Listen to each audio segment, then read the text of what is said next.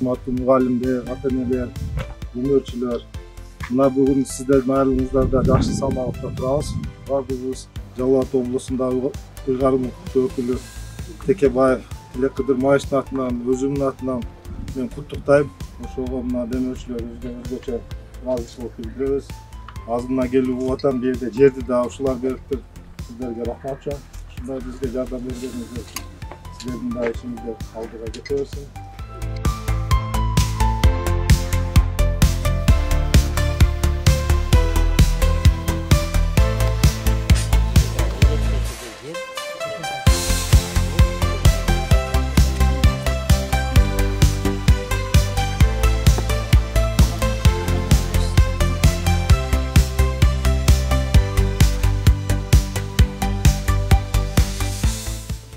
Бұл мектепті 1 сентябрьға тапшырады деп атабыз. 25 августта бүтөбүз деп подрядчиктер сөз берип атышат.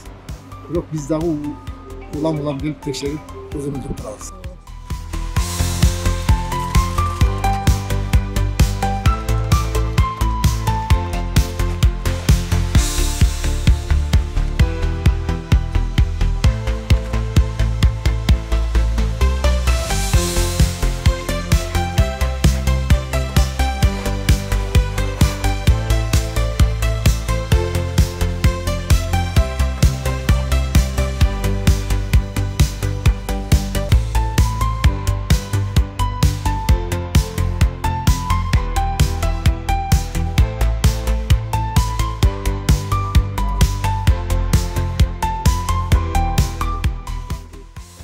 Взрослые мы сегодня, но наши дети – это наше будущее.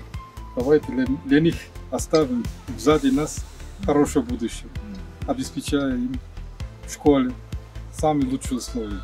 Совместно руками все вкладываемся, и это объект, я уверен, что они в сроки сдадут.